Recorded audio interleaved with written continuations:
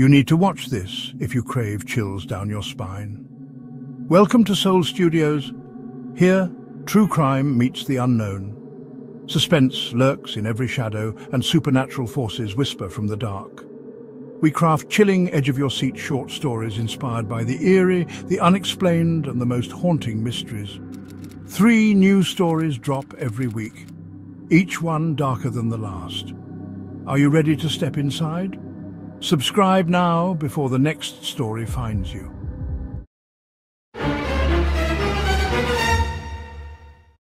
Have you ever wondered what really happens behind the closed doors of a small-town crematorium? In this unsettling tale, a young funeral home worker uncovers a web of secrets, desecrated remains, stolen valuables, and a town's darkest whispers. As he digs deeper, he realizes the truth is far more horrifying than he could have imagined, and the past isn't done with those who cross it. Witness the quiet horrors of everyday places and the ghosts that demand justice. Will he survive what comes next, or join the ranks of the forgotten? If you crave more spine-chilling stories that blur the line between reality and legend, hit that subscribe button and ring the bell. You won't want to miss what lurks in the shadows next. I pounded on the cold metal door until my fists ached, but it wouldn't budge. "Hello? Hello?" My voice echoed off tiled walls and stainless steel. No answer. The only response was the whir of the cremation furnace behind me and my own panicked breathing. A thin rectangle of reinforced glass on the door showed nothing but darkness beyond. I was trapped, locked inside the crematorium at 3:13 a.m. Overhead, the fluorescent lights buzzed and flickered, plunging the room in and out of shadow. Each flicker revealed a new tableau of horror. Rows of empty gurneys, a rack of steel tools glinting, and on the floor, a scattering of coarse grey-white ash that shouldn't have been there. My heart thudded in my ears as I backed away from the door. I realized with dawning dread that I was not alone in here. Something else was with me in the darkness, something that had never been alive, yet was no longer quite dead. To explain how I came to be locked in that lightless mortuary chamber, I have to start at the beginning.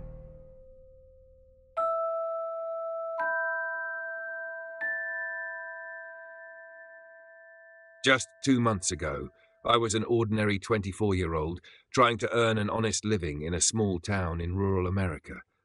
Fresh out of community college with mounting bills and no clear career path, I jumped at the chance for a steady paycheck at Crawford Funeral Home and Crematory, the only mortuary in our county. In our state at that time, you didn't even need a professional license to work as a funeral director or crematorium operator, and Mr. Crawford hired me on the spot after a 15-minute interview. I figured I could handle a morbid job. After all, growing up on a farm had given me a strong stomach. Besides, there was a strange comfort in the thought of helping families say goodbye. We all die eventually, I thought. At least I'll be doing something important. Little did I know, I was stepping into a world of nightmares and depravity, hiding behind a facade of satin-lined caskets and condolences. My first day, a Monday in late September, started with a nervous flutter in my stomach. The funeral home was a modest white building with peeling paint perched at the edge of town by the old cemetery. It was the kind of small-town mortuary where everyone knew the director's name. In fact, I'd gone to high school with Mr. Crawford's daughter. The Crawfords had been undertaking in our town for 3 generations. There were whispered rumours about them, dark jokes about their embalming room and what really went on after hours. But I brushed those off as just small-town superstition. We even had a local folklore in our area: never steal from the dead, or they'll come back for what's theirs. My grandmother used to mutter that warning whenever we passed the cemetery at night. As a kid, I was enthralled and terrified by her ghost stories of vengeful spirits and cursed grave robbers. Of course, as an adult, I didn't put much stock in those tales, at least not yet. On that first morning, the air inside the funeral home was cool and thick with the cloying sweetness of floral air freshener trying to mask another odour underneath, one I would soon recognise as the sickly sweet taint of death. Mr. Richard Crawford greeted me in the lobby, a tall man in a crisp black suit that smelled faintly of menthol and something sour. He had a firm handshake and a rehearsed somber smile, perfect for comforting grieving clients. "Glad to have you on board, son," he said, handing me a pair of latex gloves. "We've got a busy week. Let's get you oriented." He gave me a quick tour. The viewing chapel, dimly lit with fake ferns and heavy drapes, the embalming room, bright, sterile white tiles, the chemical sting of formaldehyde in the air, and finally the crematorium out back. The crematorium was a separate low-concrete structure attached via a short hallway. Inside was a single large cremation retort, essentially a big industrial furnace with a thick steel door, along with racks of temporary urns, metal tables, and a station for processing remains after burning. A computer panel on the wall controlled the furnace temperature and timers. I remember running my hand nervously over the fire brick lining the doorway of the retort, still warm from an earlier use. My reflection in the small square viewing window on the furnace door looked pale and uncertain. Mr. Crawford clapped me on the shoulder. "You'll get used to it, buddy. Everyone does." His breath smelled of stale coffee and... was that whiskey? I wasn't sure. "You'll get used to it." The words echoed oddly in the chamber. In the silence that followed, I thought I heard a quiet buzzing sound, as if something electrical was struggling to stay on. The overhead lights dimmed for a second, but Mr. Crawford didn't seem to notice. I forced myself to shrug off the jitters. My duties were straightforward on paper: assist with transporting bodies, cleaning, occasional embalming help, and operate the cremation furnace under supervision until I learned the ropes. "Just follow my lead and don't touch anything unless I tell you," Mr. Crawford said. He motioned to a small break room. "Jeremy's in there. He's our other cremationist. Been here 6 years. He'll show you the daily routine." Jeremy was a lanky guy in his 30s with a mop of greasy hair and a cynical smirk. He was lounging at the table, scrolling on his phone when we walked in. "This the new kid?" he said without looking up. I offered a hand, introducing myself. He grunted and finally met my eyes. His handshake was limp, his fingers icy cold. "Don't worry, you'll be fine," Jeremy muttered, "as long as you can handle weird stuff." He gave a vague chuckle that made me uneasy, but before I could ask what he meant, Mr. Crawford had briskly moved on. Those first couple of weeks, I tried hard to adjust to the realities of the job. Death itself didn't scare me as much as I expected. I quickly became desensitized to the sight of a body on a stretcher, the feel of a corpse's cool skin through latex gloves. I learned how to respectfully transfer bodies to our facility, how to assist with dressing them for viewings, and eventually how to start a cremation. The heat and roar of the furnace when it was running were intense. The first time I slid a coffin tray into the retort and hit the ignite button, a blast of hot air whooshed out, and I instinctively jumped back. Jeremy just snickered. "You'll get used to that too," he said. Yet, even as I settled into the routine, small things began to prick at my conscience. One afternoon, a frail, elderly woman named Mrs. Dolores Thompson passed away at the nursing home and was brought to us for direct cremation. I remembered Mrs. Thompson from my church, sweet lady who always gave candy to the kids. As I helped transfer her from the body bag to a cremation container, I noticed she still had a wedding ring on, a delicate gold band with an inscription inside. "Should we remove her ring to give to her family?" I asked Jeremy. Families often want to keep jewellery, or if not, usually it's left on and cremated with the body out of respect. Jeremy glanced at the ring and shrugged. Family said she'd be cremated with all personal effects. He managed a thin smile that didn't reach his eyes. "But Mr. Crawford's policy is we don't waste perfectly good jewellery." "Hand it over." I hesitated. The old folklore from childhood flickered through my mind. Never steal from the dead. It felt wrong to take it off her.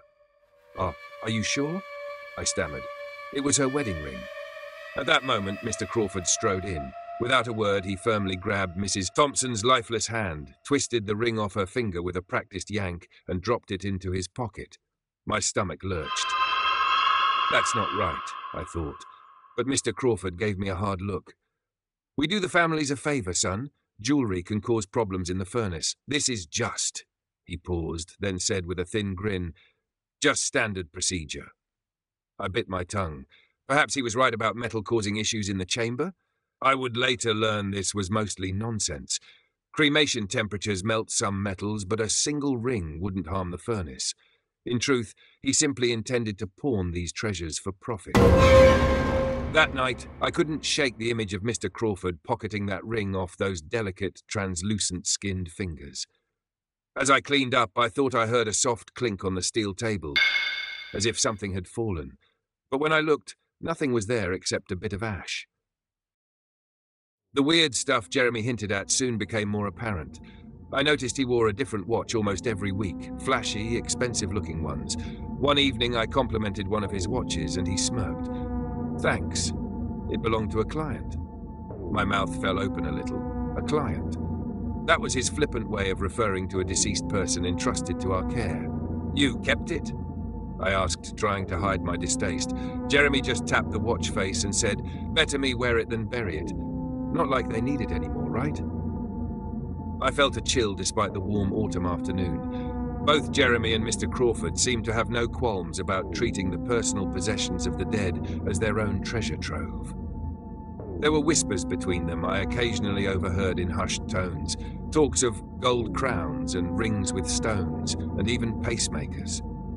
Pacemakers have to be removed before cremation to prevent explosions, but I would later find out they were selling the harvested components and scrap metal. Each new revelation ratcheted up my unease. This wasn't what I'd signed up for. This was desecration. But I felt too intimidated to speak up. I was the new guy, after all, and I desperately needed this job. So I kept my head down and told myself, maybe this is just how the industry is. I was wrong. Ethical funeral homes do not do these things. But Mr. Crawford's operation had festered in the shadows, unchecked. Our state had virtually no oversight at the time. Not a single inspector had set foot in Crawford Funeral Home in years. We all assumed funeral homes were run with care and respect, but I was finding out how easily that sacred trust could be broken. By mid-October, the air turned crisp outside, and the maples on Main Street blazed red and orange. Inside the crematorium, however, the atmosphere was stifling, thick with both the physical smell of death and an emotional miasma that hung over me. My sleep became fitful. I started dreading going into work, yet I didn't fully understand why. We handle death, of course it's depressing, I rationalized, but it was more than that. It was as if the building itself exuded a silent warning. One night, I was on call for a late pickup from a hospice. By the time I returned to the mortuary with the deceased, a cancer patient who had died at sunset, it was well past 11 p.m. Mr. Crawford had gone home, and Jeremy was finishing paperwork in the office. I'll take her to the cooler, I said, wanting to be respectful with the body. The cooler was what we called the refrigeration room, where bodies awaited burial or cremation, essentially a large walk-in refrigerator with gurneys and shelves. Good luck. Jeremy snorted, not looking up from the forms. I wasn't sure what he meant. I pushed the gurney down the dim corridor to the cooler door. As soon as I unlatched it, an overpowering odor hit me, a mix of rot, urine, and chemicals. I gagged and instinctively pulled my shirt over my nose. The cooler was full. There were more bodies crammed inside than I'd ever seen at once, some on shelves, some on gurneys, and at least 2 just on the floor, wrapped in sheets of plastic. The refrigeration unit was groaning so hard it sounded like an old man wheezing. A drip of some brownish fluid trickled from one of the occupied gurneys onto the tile. I realized with horror that at least one of these bodies had been here far too long, beyond the point of preservation. Leaving a body unrefrigerated for even a day in normal conditions can lead to rapid decomposition. Yet here one lay on the floor, and judging by the stench and discoloration of the sheet, it had started to rot. My stomach churned. How could this happen? We weren't that busy, were we? I managed to fit the hospice patient's cot into a gap, essentially stacking it awkwardly above another shrouded form, and backed out in alarm. When I reported the crowding to Jeremy, he just shrugged. Yeah, the medical examiner delivered a few unclaimed bodies and we're behind on cremations. Mr. Crawford will take care of it. Take care of it how?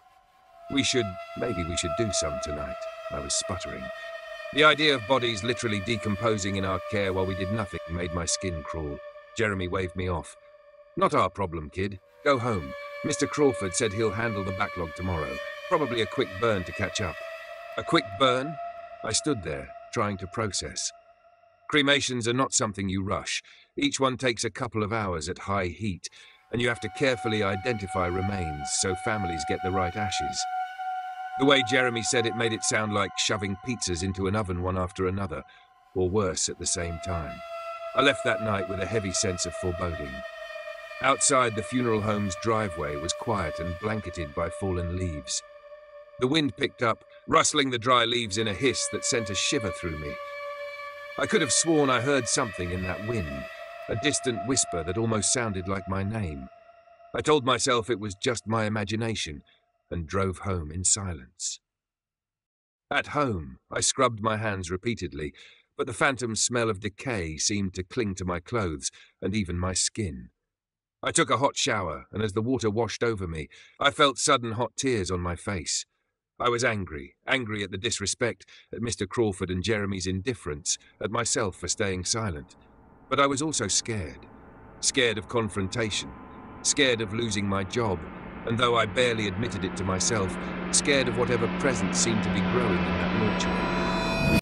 I remembered Grandma's words again, echoing as if she stood right behind me. They'll come back for what's theirs. That night I barely slept, jumping at every little noise in my apartment. In the darkness of my bedroom, I thought I heard the faint sound of shuffling footsteps by my door. But when I flicked on the lamp, nobody was there. Only my old floorboards creaking, or so I convinced myself. By the following week, the situation at work had grown more disturbing than I ever imagined. True to his word, Mr. Crawford decided to catch up on the backlog of bodies. But instead of scheduling more cremations spaced out over days, he attempted to dispose of them swiftly in a single night.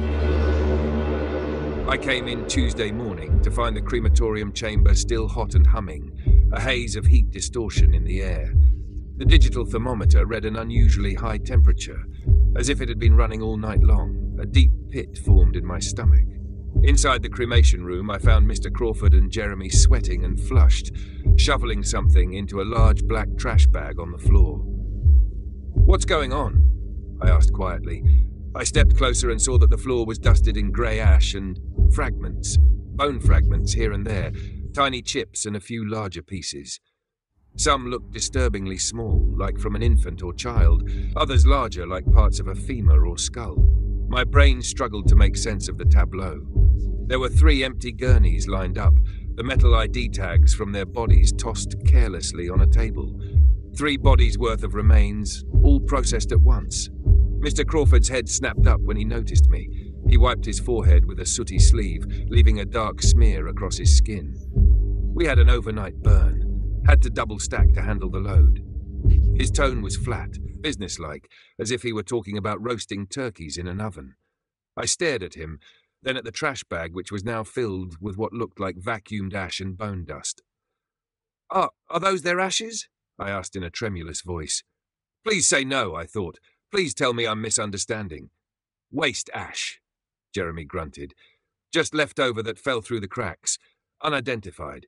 We can't give that to families, so it's going out to the dumpster." He tied the bag and hefted it over his shoulder. I felt sick.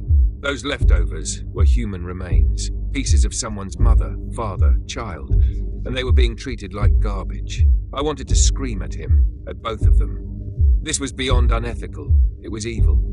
But Mr. Crawford stepped forward, raising a hand as if to placate me. "Listen here, son," he said in a low voice. "Sometimes we have to make tough decisions to keep this business afloat. You don't understand the overhead, the regulations." "What regulations?" I cut in, my voice rising despite my fear. "Nobody's watching us. And this is illegal. It's immoral. You can't just burn multiple people together. You can't throw away pieces of them." My heart was hammering so hard I felt faint. I realized I was shaking. Mr. Crawford's face darkened. I saw a flicker of something feral in his eyes. He stepped closer until I could smell the sweat and smoke on him. "Now you listen," he hissed. "I've been in this business 40 years. You think you know better than me? Those were unclaimed folks, no family, no one to pay for their proper cremation. The state gives me a pittance to handle them, barely enough to cover costs. So yeah, sometimes we do 2 or 3 at once. Nobody's hurt by it. I was aghast. Nobody's hurt. My eyes drifted to the ID tags on the table, the names of the deceased etched in black. Those people had names, identities, dignity, and all of it had been destroyed in that furnace overnight. I felt a hot surge of anger. They had souls, I said through clenched teeth. We owed them respect. Jeremy let out a sharp bark of laughter from behind. Mr. Crawford sneered, "Spare me the sermon, kid. If you can't handle it, you can walk. But good luck finding another job around here." He snatched the ID tags off the table and tossed them in a drawer, slamming it shut. The conversation was over. I stumbled out of the cremation chamber in a daze, my eyes burning, not just from the acrid haze in the air, but from tears of frustration and rage. In the bathroom, I splashed water on my face. Staring at myself in the mirror, I hardly recognized the wide-eyed, pale face looking back. I felt complicit. By staying, I was allowing this to continue. I knew I had to do something, tell someone, blow the whistle. Families deserved to know the truth. Those unclaimed people deserved at least a proper record, not to be incinerated like trash. As I dried my face, the lights in the bathroom suddenly flickered. For a moment, the overhead bulb went totally dark. In that split second, I swore I saw another face in the mirror over my shoulder. Gaunt, ashen, eyes clouded with milky white. It was there, right behind me, just an outline of a figure in the dark. I heard a faint whisper that seemed to emanate from right next to my ear. "Please." I spun around, my heart in my throat. The lights sputtered back on, and there was no one there. The door was closed. I was alone. I took a shaky breath. The stress, lack of sleep, and moral conflict must have been getting to me. I was hallucinating, right? I wanted to believe that. But deep down, I felt it. Something was very, very wrong in this place, and it wasn't just the living people in charge. It was as if the very dead themselves were crying out. That afternoon, I resolved to gather evidence of Crawford's misdeeds. If I was going to report him, I needed proof. I waited until Mr. Crawford left for a meeting and Jeremy was out picking up a body. Then I crept into Mr. Crawford's office. My hands trembled as I rifled through files and drawers. I used my phone's camera to snap pictures of anything suspicious. A logbook with obvious errors. I saw 3 people cremated, all recorded at the exact same time stamp, receipts from a pawn shop, likely for jewellery sales, and a thick envelope of cash labelled extras. My blood boiled seeing the price tags literally penciled next to descriptions like 10K gold ring, $200, and gold tooth, $50. One file was a list of names with dates, labelled direct cremations, state-county cases. Next to some of these names, I noticed a small X. There were more X's than I expected, and not all the names with X's were in our return to family urn log. That suggested those with X's had no one to collect ashes, potentially the ones he decided to shortcut on. I took a photo of that list too. While in his office, I also spotted something on the bookshelf. Mrs. Dolores Thompson's wedding ring, unmistakably the one he had pocketed, glinting dully atop a stack of ledgers. My throat tightened. He hadn't even sold it yet. It was just sitting there like a trophy. I snatched the ring and put it in my pocket. I didn't exactly know why, but I felt like I needed to keep it safe. Maybe return it to her family or her grave. It felt like the right thing to do. Just then, I heard the back door to the mortuary slam. Jeremy was returning. I quickly locked the office and slipped out, my heart hammering. I'd gotten some evidence, but it was all circumstantial. I needed the smoking gun. Perhaps literally. The site where he dumped those bodies, or the mixed ashes. The dumpster out back crossed my mind. That trash bag of waste ash was likely sitting in there. Maybe I could retrieve it and later have it tested for human remains from multiple people. It was a grisly thought, but it might be the proof needed.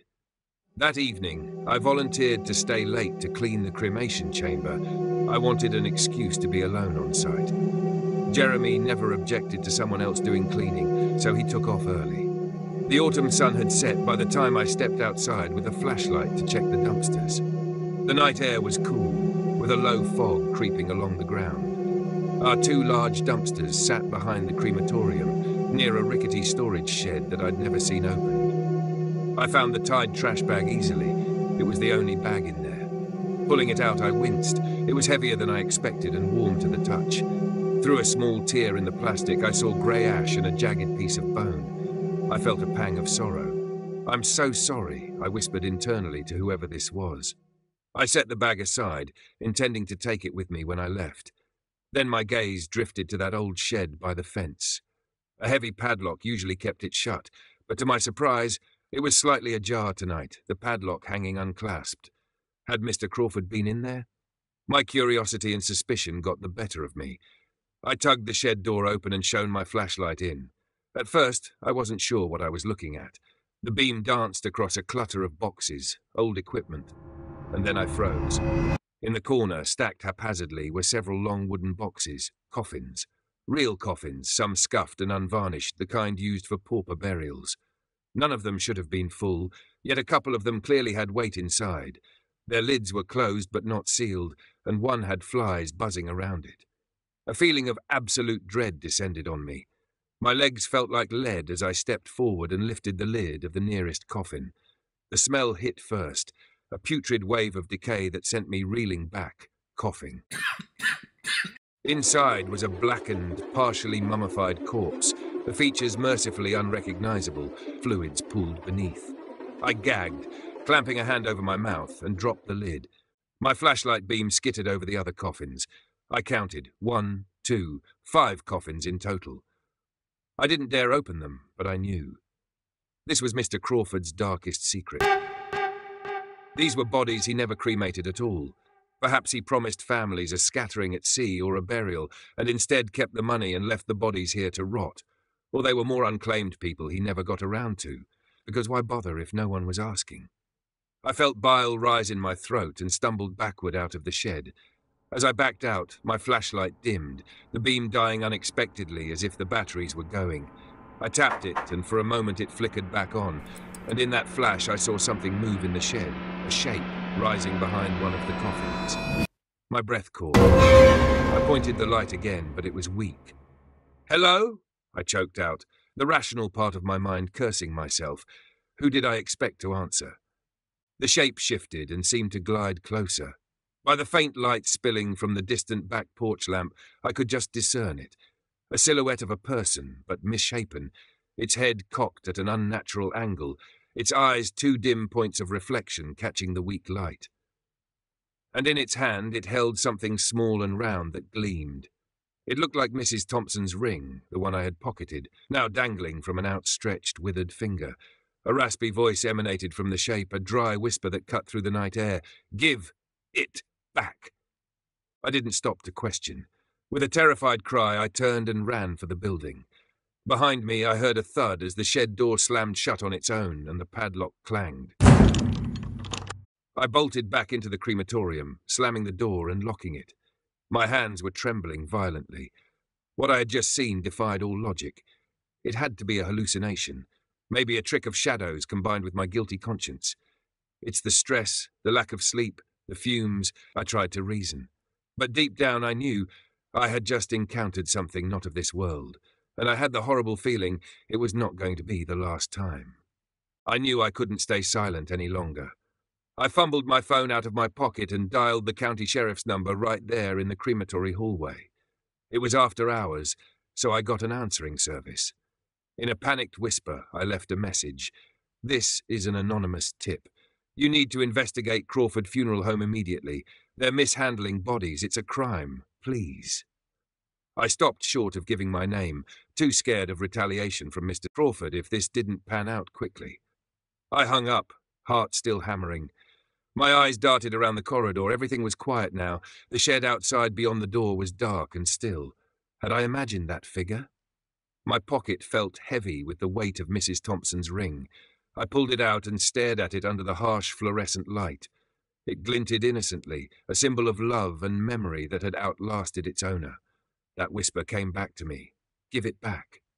Suddenly, the silence was broken by the sound of the front door of the funeral home banging open.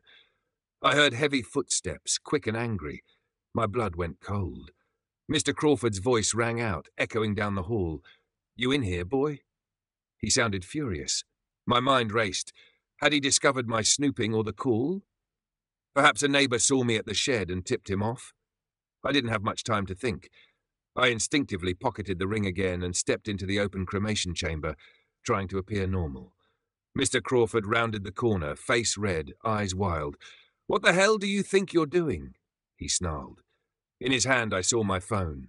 I must have dropped it in the office or hallway during my frantic call. He must have picked it up and seen that I dialed the sheriff. I felt a jolt of adrenaline-fueled fear. You're done," he sputtered, advancing on me. "You think you can sabotage my business? You think anyone will believe your nonsense?" Spittle flew from his lips. In all my time working there, I'd never seen him lose his composure like this. He looked unhinged.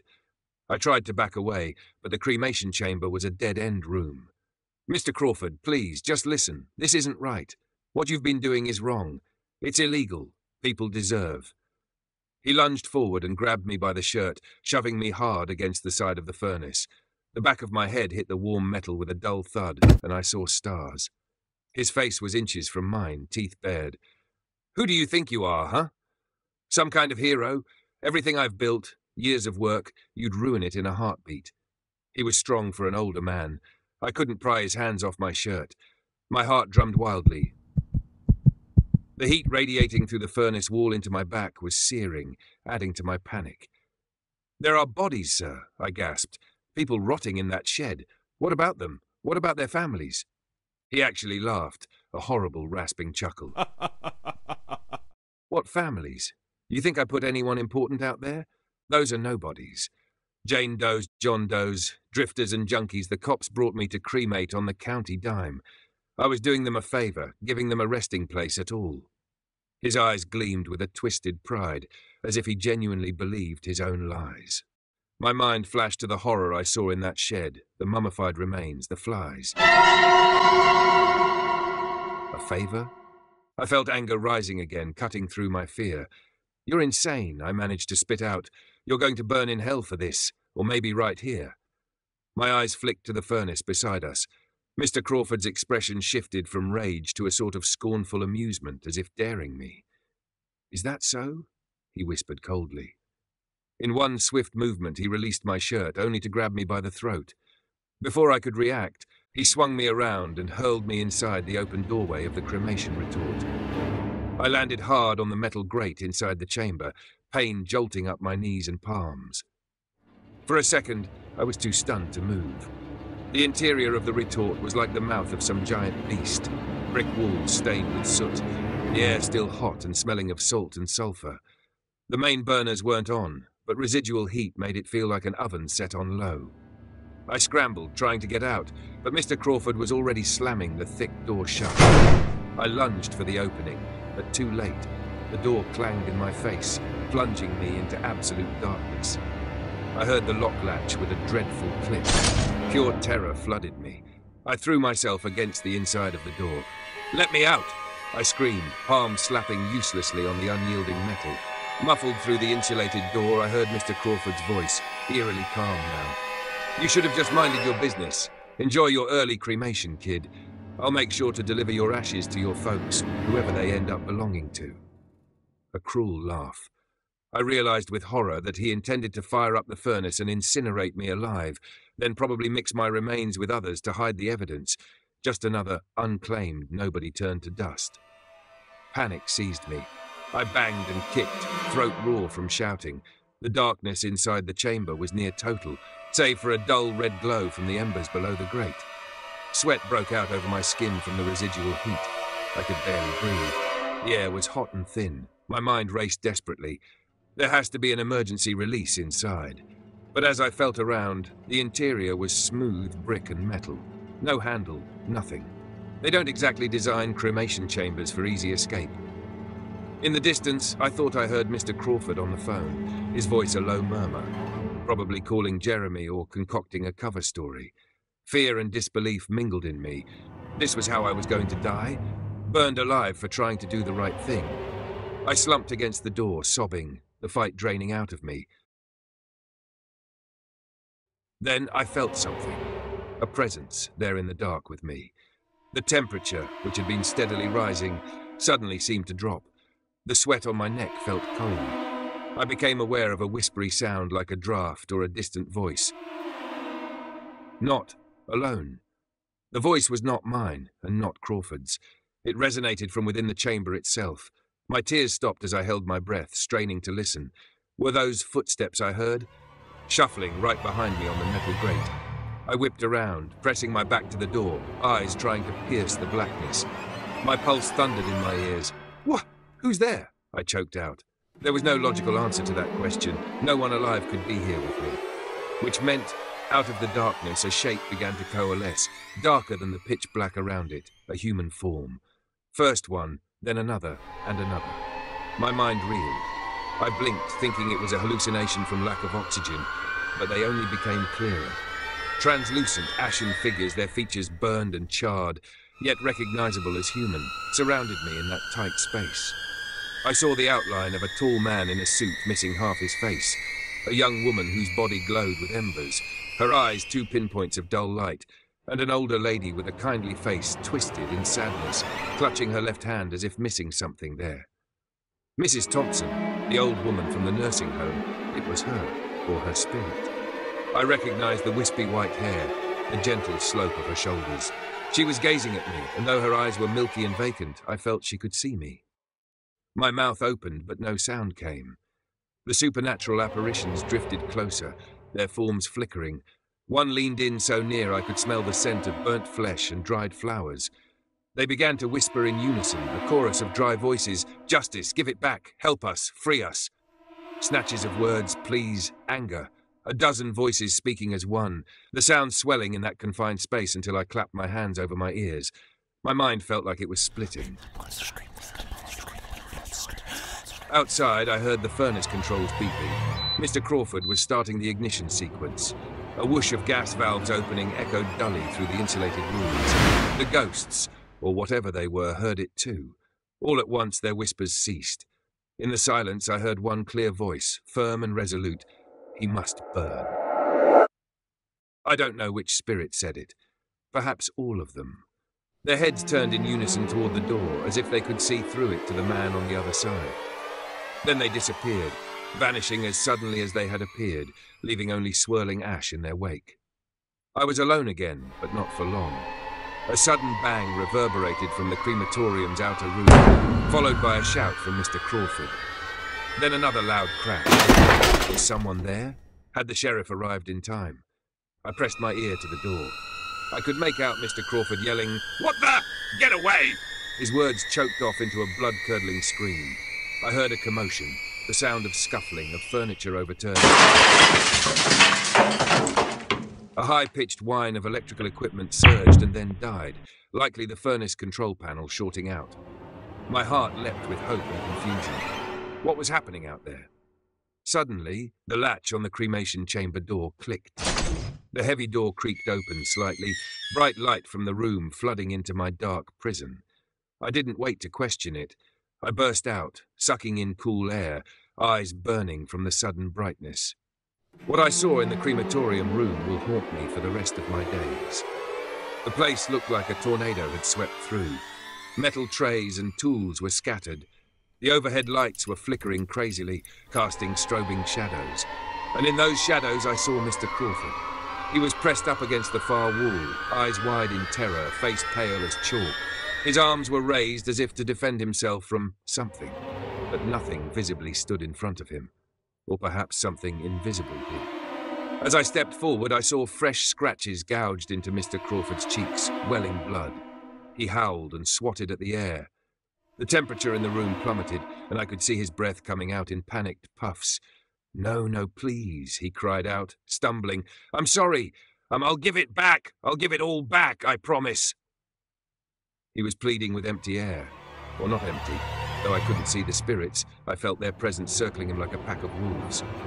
I stood there, shaking, as Mr. Crawford's eyes met mine across the chaos.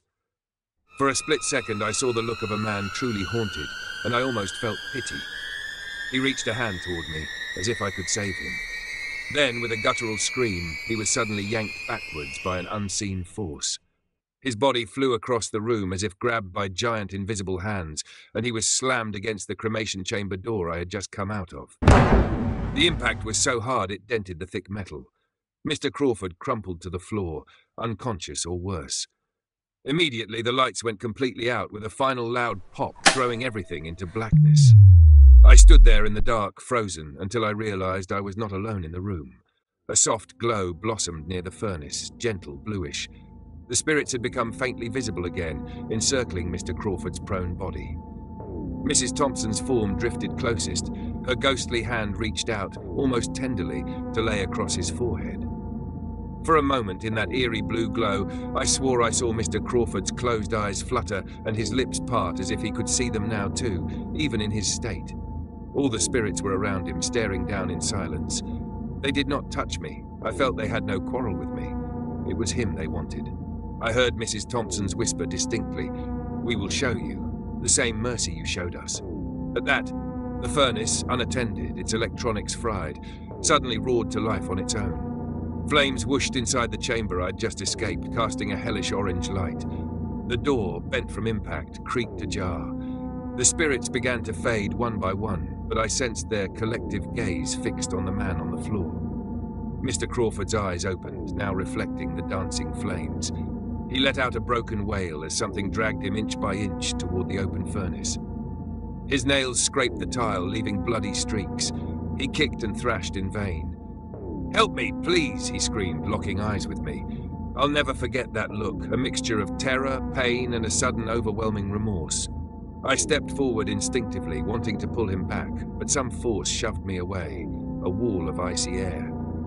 The spirits did not want me to interfere. All I could do was watch, heart in my throat and tears on my face, as Richard Crawford, my boss, the man who had orchestrated all these atrocities, was dragged feet first into the blazing mouth of the cremation retort. His screams cut off abruptly as the heavy door slammed shut on its own, sealing him in. The thud echoed finality. I staggered back, collapsing against a toppled table. The silence that followed was immense. Only the muffled roar of flames behind the closed door remained. The blue glows were gone. The room was empty save for me, and the growing smell of charred flesh emanating from the furnace. The horror of what I'd just witnessed crashed over me. Though he had tried to kill me, I never wanted this gruesome fate for him. I retched in a corner, sobbing, my mind barely holding on. When the authorities finally arrived, alerted by either my earlier message or a neighbor who heard screams, I was found sitting outside the funeral home at dawn, wrapped in a blanket, the trash bag of ashes at my side. I must have looked catatonic, and in truth, shock had stolen my voice. The sheriff's deputies found the scene inside, the overturned room, the furnace still warm with Mr. Crawford's remains. The power was out, so the flames had died, leaving only smouldering coals and bone. They later identified him via a piece of his skull and dental work. The official story became that he had a mental breakdown and accidentally fell into his own cremation chamber during a struggle. Of course, only I knew the full truth, but who would ever believe me? I could barely believe it myself. The subsequent investigation uncovered everything. The hidden coffins in the shed, the cache of stolen jewelry and gold fillings, including a whole coffee can full of melted-down dental gold in the garage, and records of dozens of sham cremations and body part sales. The media had a field day, dubbing our mortuary the Funeral Home of Horrors. Families of the deceased were devastated. Hearing their stories was heartbreaking. So many had trusted Mr. Crawford with their loved ones, only to be betrayed so deeply. Public outrage was intense. Our state's lax oversight of funeral homes took a lion's share of the blame. Lawmakers couldn't ignore it.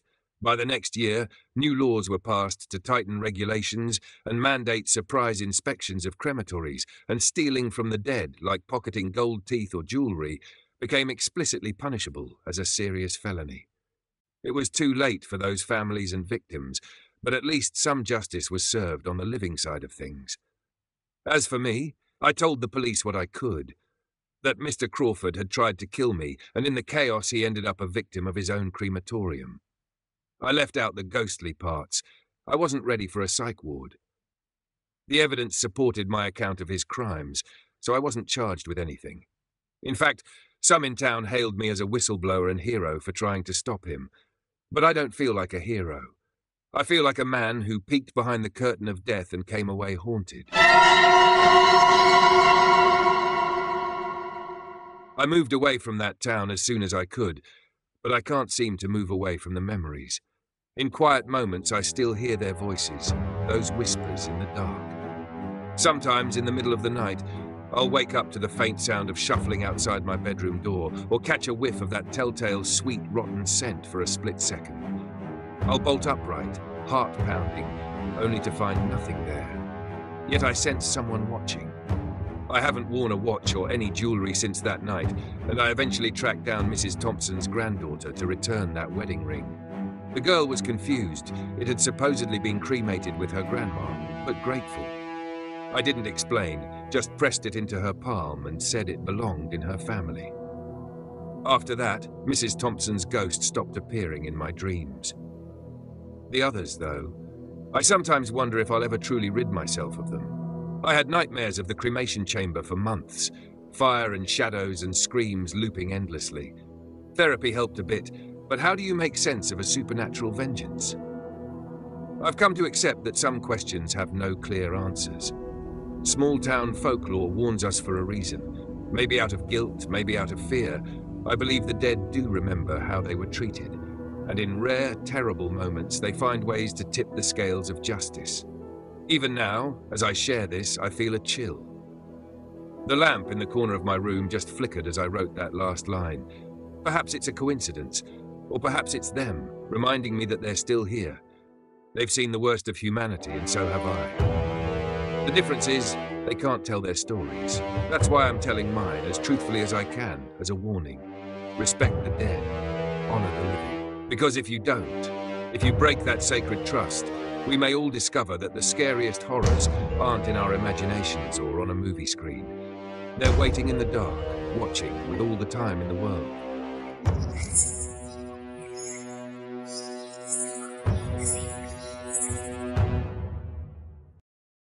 As the embers of Crawford's life faded into ash, remember, some secrets are too dark to stay buried. If you ever find yourself standing between life and death, make sure you're on the right side of respect and honor, because the dead never forget. Stay vigilant and heed their whispers before it's too late. In the Mortuary of Horrors, even the ashes can't lie. Every story has an end, but here, the mysteries never stop. Thank you for watching and being a part of this journey into the unknown. Your support keeps these stories alive, and there's plenty more waiting for you. We drop 3 new stories every week, so if you crave suspense, the unexplained and the downright chilling, make sure you're subscribed and ready for what's next. Until then, keep your lights on, your doors locked, and remember, some stories stay with you long after they're told.